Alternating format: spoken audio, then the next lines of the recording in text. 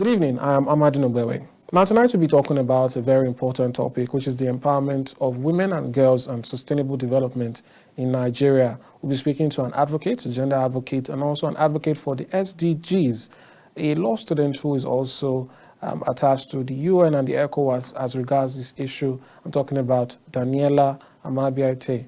She joins me now to do justice to the matter, to speak on the progress so far on empowering women and empowering girls and the journey left to ensure or to reach the El Dorado of equality for the genders.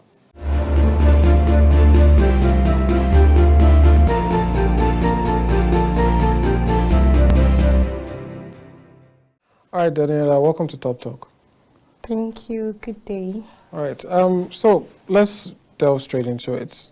We're here to talk about empowerment of the girl child and of women in general. So I'd like to get your the baseline for how you see it. You're a student, particularly in law, so to speak. So what level would you say we are right now in terms of how far we've gone and how far we have left to go?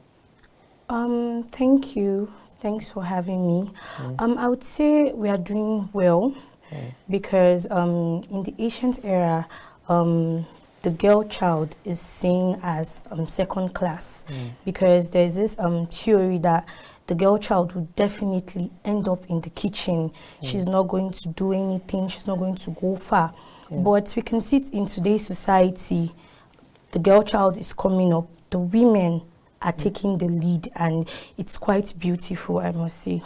All right. What can you tell us about your advocacy? You know, what is it now that we need? What's the next step? Because there's a reason, you know, a lot of the advocacy still exists. Even the word feminism, so to speak, it seeks equality between genders, but there's the fem attached to it because it is implied that there is a deficiency when it comes to the level of, well, I call it opportunities or equality that the women folk have got so far.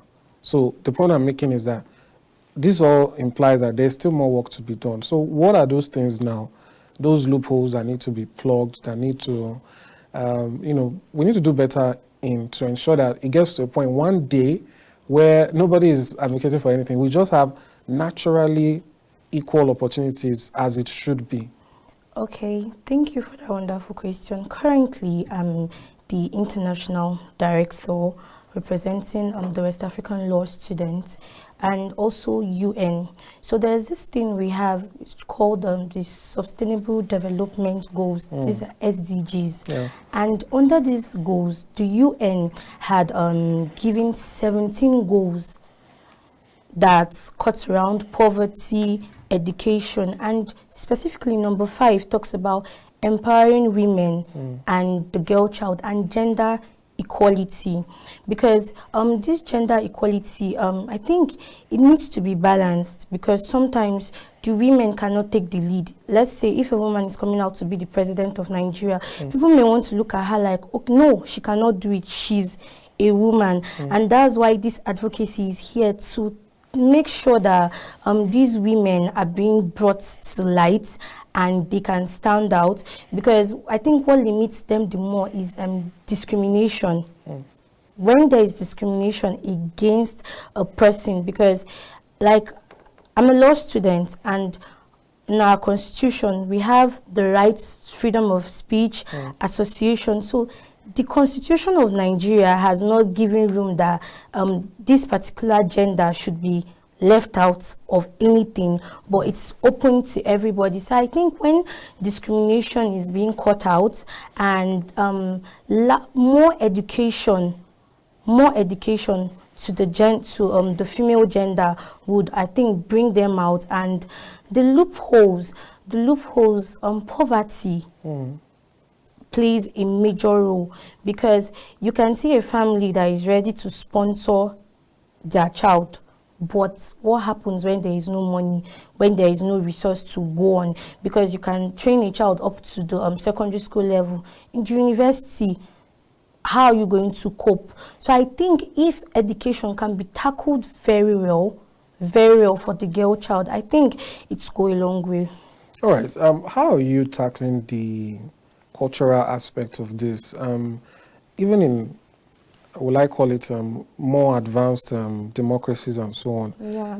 we still have, advocacy for women still prevalent. And it just goes to show that even people or countries that are more developed, countries that have gone far, they still have that problem of women not being recognized well enough, even without the cultural aspect. Now, when you come to Nigeria, we have a lot of culture here and there that says the woman is meant for this, Yeah. as a man, it should be the leader, women, so and so. So what was it like tackling that? Because if you, let's just assume you were in the United States, it wouldn't be so weird for you to say a woman can be president. Yeah. It wouldn't be weird for you to say a woman can do whatever a man can. It will just be normal, and then you go forward. But I believe in Nigeria, while doing your work, while trying to advocate and all of that, there are people you will meet that point blank do not think that you should be here at all. Yeah. How do you tackle that, and how do you think it can be tackled overall? Yeah, it can be tackled because coming down to Nigeria, we have our customary laws. Okay. Yeah. So we're being taught that these customary laws exist, and when the English law came in, there were some things that the customary law does that is not, it's not good. So these English laws come in to justify the actions of the customary law, because our customary law here is kind of very harsh. You have an instance where a woman marries a man and he dies without her being involved, and she could be blamed that, okay, you are the one that killed this man, and the next thing she's asked to take an oath, she's treated like a thief, so to speak. So when English laws came, it had to reduce this harshness of these our customs. So going out there, meeting people, it's quite difficult to convince some people that the girl child should be given the opportunity to come out to talk. Because I can recall an instance where I went for an outreach in a local government in Nasarawa State. So on that particular day, when we got to the house of the chief was not around, but his wife had received us, and I had made my findings that, okay, I and my team are coming here for community outreach. We wanted to go and share foodstuffs and pads to the women there, because you go to some villages, they don't know what this pad actually means. So after we spoke to her, and she was like, please, don't tell my husband that I received you. Just tell him I gave the number to you. I was shocked. So I collected the number, and I and my team, we left. So I gave the man a call that, okay, good afternoon, sir. We came and this is what we want to do, and this is what we want to do. They had no issues. But when we got there that day, we discovered that there was this discrimination already. The women were asked to stay by the side. The men were asked to stay the other way. The men were doing everything. So just like those women were just there to just sit and look, and it felt bad. I felt embarrassed by that situation, because in modern time, for a woman to just be that discriminated, it's very poor. So I think more enlightenment on these rural areas, these places where they are not exposed properly, would give that kind of sense of humor to want for them to understand what's going on. Because definitely, if you're not being enlightened on a particular topic, you can never tell what it talks about, what it entails, the advantages and the disadvantages. So if we could get more assistance to work on those parts of the country that are very primitive enough, I think it help us go a long way. All right, fair enough. In all of what you're doing, I wonder, is there space for the word feminism? These days, some persons have turned it into a slur. So even if a woman believes that she should have equal rights with a man, she would say, no, I'm not a feminist, but, and then go on to say things like, well, I should have the right to be present, I should have the right to vote, I should have the right to all of that. So I wonder, is there is there space for this word, or has it been misunderstood? Is it something that stands for the goals of empowering women, or is there a disconnect somewhere? Why does the word get in so much negativity? I think it depends on the individuals. Like me going out to advocate, I don't go out there to say I can be this, I can be that. The aim here is let women be empowered, let them stand on their own, because if we really know the real meaning of empowerment, probably this pride of, okay, I'm a woman, I want to do this, I want to do that, will not actually be there. Because for a woman to be empowered, that you can stand on your own, you can be in different aspects, not even politics. The economic cycle, you can be there, you can own an organization, you can work, you can be employed by someone. Is this threatening to anyone? Should this threaten anyone, what you are describing right now? No, it should not. It should not. It should not. But it seems to. Why? That's what I'm asking. When people hear this, they're like, why are you putting ideas in women's heads? Why are you making them think they can? So I'm wondering if you can dispel that notion that a woman being empowered somehow has led to maybe a man being less powerful. We are all created by God, and we are of different genders and different capabilities. What a man can do sometimes, a woman cannot do it. Let's take, for instance, a man who is a bricklayer, who goes out to do field work, to carry blocks. You can't find a woman wanting to carry block because her some energy, do though. Some do. But her energy, a man can work in 3 different sites, but just one should get tired and should want to go home. So I don't believe that it should be a threat. I think we can be carried like together properly. The former UN Secretary Kofi Annan had said gender equality, it's not it should not be described as a goal, but it should be seen as the act that helps to cut off the challenge of poverty and bring a sustainable development for the individuals and the society. So this gender equality and feminism, I think the war between us should just be taken out, and let's see the brighter part of, if a woman is empowered, how can she be more effective to society? What can she do for her society? All right. So that being said, I'd like to get your thoughts before we go into deeper matters. Your thoughts on a recent trend, so to speak. I'm sure you're probably aware on Twitter, a woman, I think she's called Mommy V or Mommy Z. You're aware of the saga.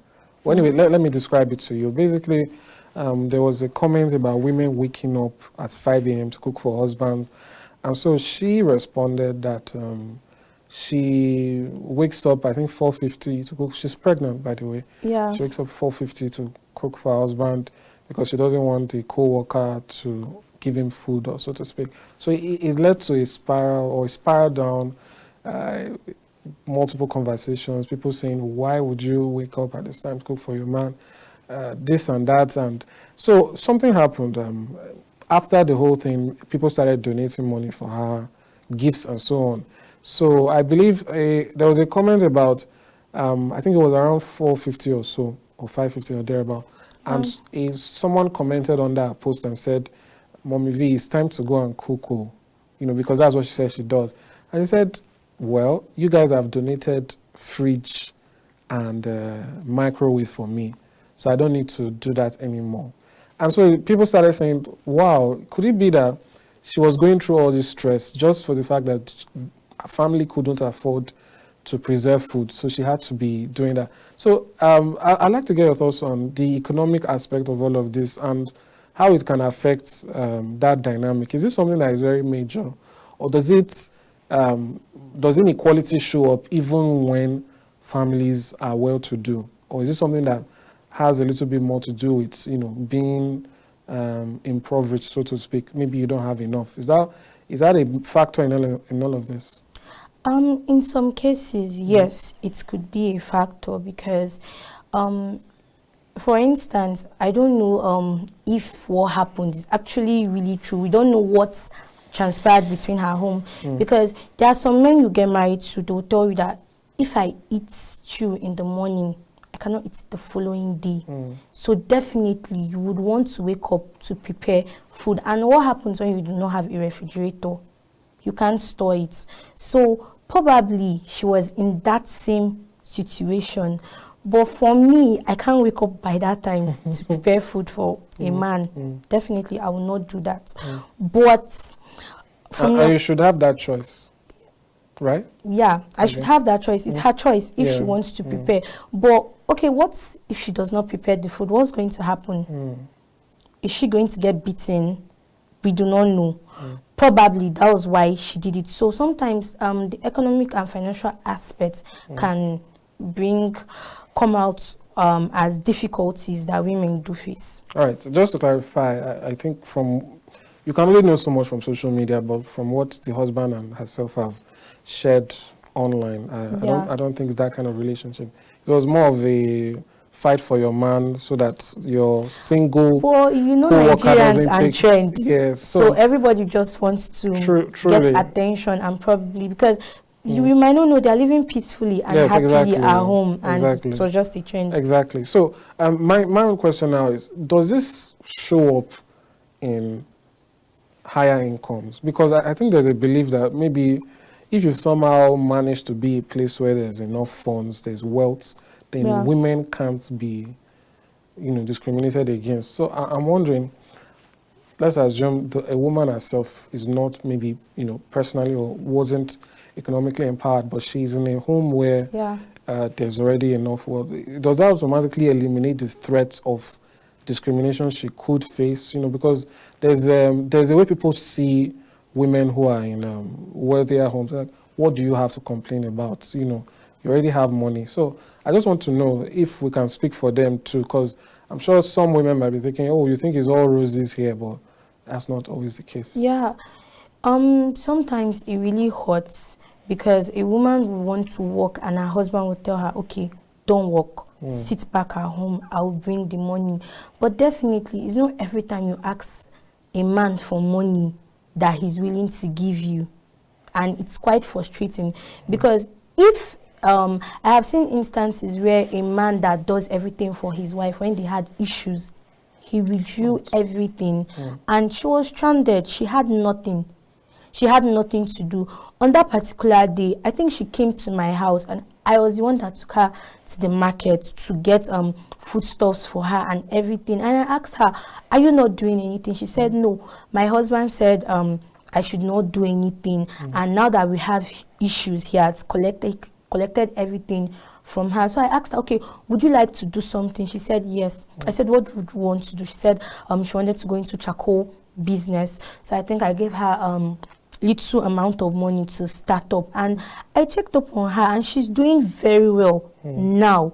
Because from that charcoal business, she had progressed into getting a provision store, not really big, but small. So sometimes women in these homes go through a lot that cannot be voiced out. So it does not matter whether you're in a rosy place, you're in a poor place. Every woman deserves that right to be empowered.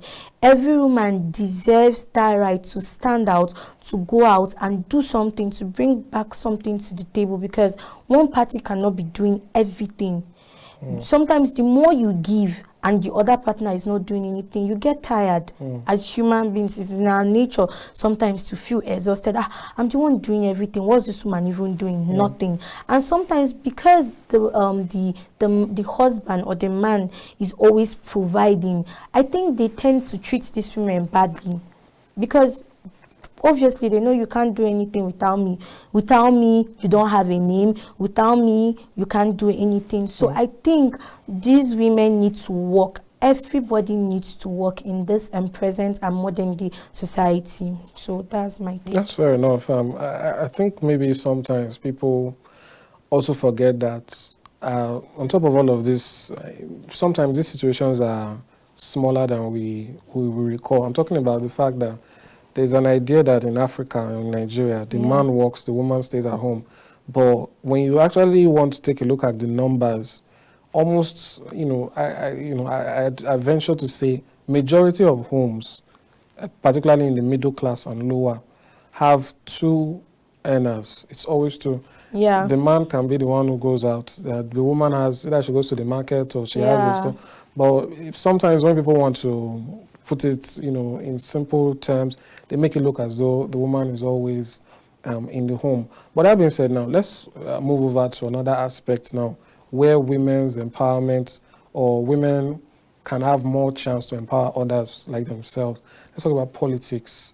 What's your take on getting more women into governance, into politics?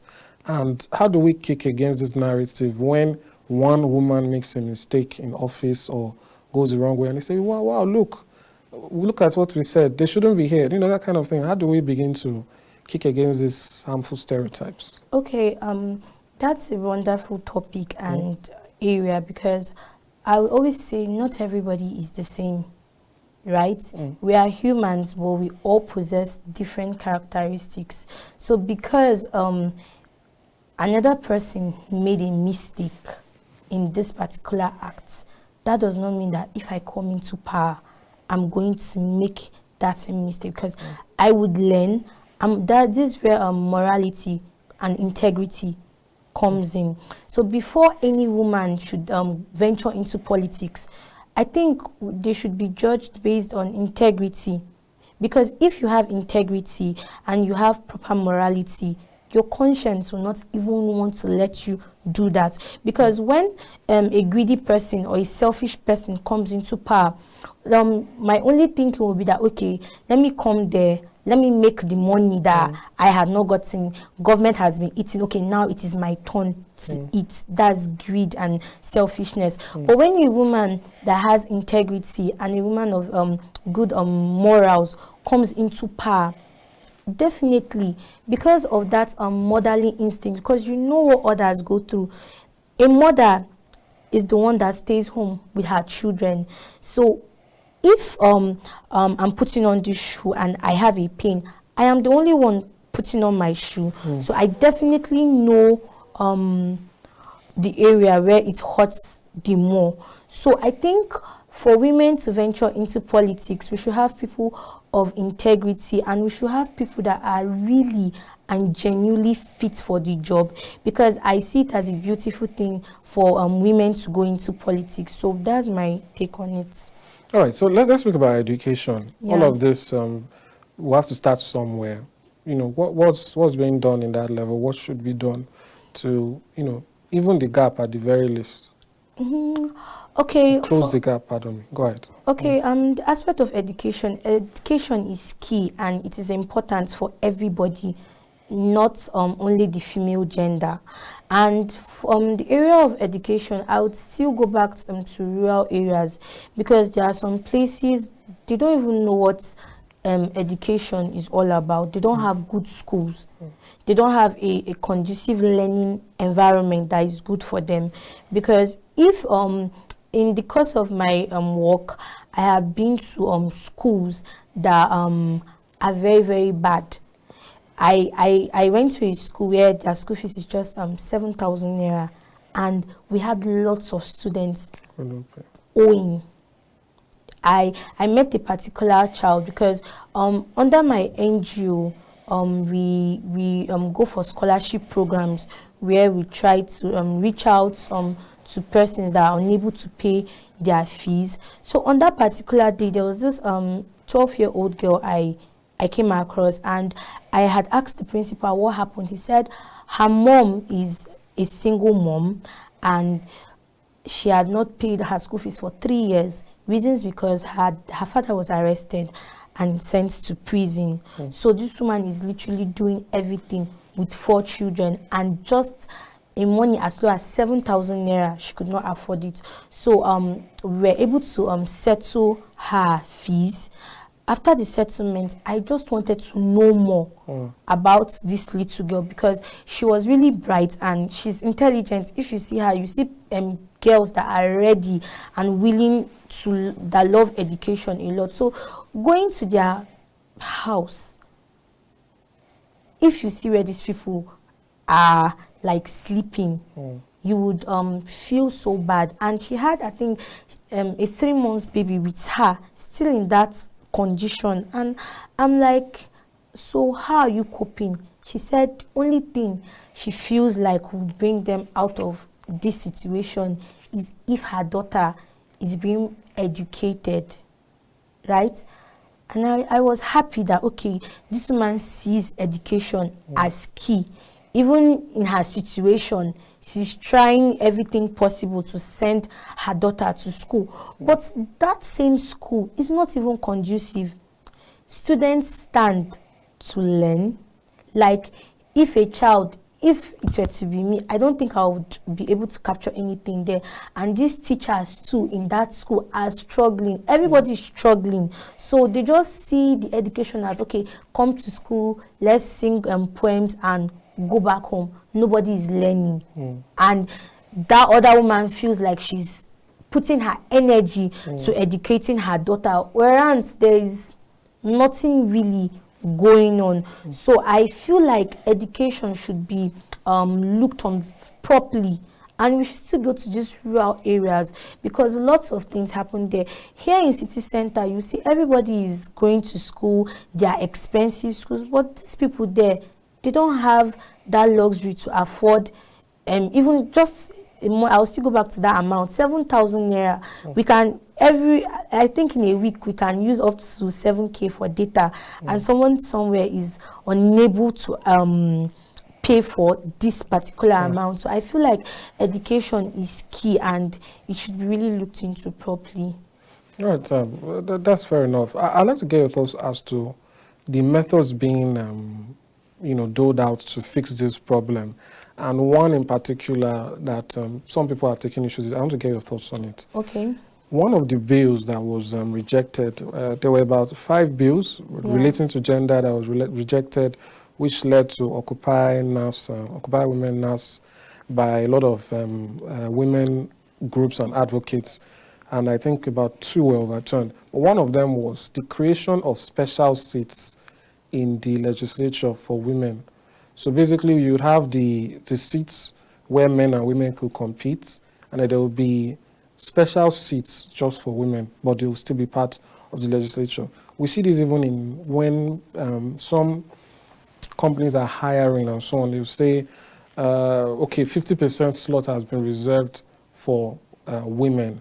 That is to say, 50%, once the 50% is complete, for sure, women, the other 50% is open between men, women, whoever wants to come in and whoever gets in. Is this, in your opinion, a viable way to bridge that gap so that at some point we start to see semblance of equality where you go somewhere, you don't see a situation where it's 90 women, 10 women, 90 men, 10 women. You start seeing more 50-50, 60-40, and so on and so forth. Is this a valid method, saving slots for women? Yes. Okay. Yes, because I feel it's a very valid method because the men were, let's say, exposed more and they have higher chances. So if in a situation whereby unemployment is going on and let's say, like the example you gave, 50% has been left out already, I feel it's fair enough. It's fair enough to the female gender to go out there, because if you go to a workplace and probably you're seeing 10 men and 2 women, there's no gender equality. But I feel with this, equality is okay and can be achieved. Well, speaking for Kaftan TV here, we actually have more women than men, and more women have more positions of power. So I'm just putting out there. So finally, your final thoughts, your final words to whoever is out there, maybe a woman, a girl, somebody you hope to reach out to. What would you say to them? Okay, I would say to them that empowerment is key and we should all get along. It does not matter what we are going through. It does not matter the situation where we find ourselves. We can get involved. We can get empowered in different ways. That's why we should work. We should work, and working is key, because if you sit at home and just your procrastinating, you won't get anything done. So I would advise that everybody should work, look for something doing, like a skill. If you're a woman and you know how to do hairdressing, you know how to make soap, you go out there, you put it out and you sell it. At least, even if a man does not give you 5,000 naira in a day, you would make that money. So I believe to get the achievement for empowerment, women should work. Thank you. Thank you so much, Daniella. It's been a pleasure. Thank you. Thank you for coming on the show. Okay.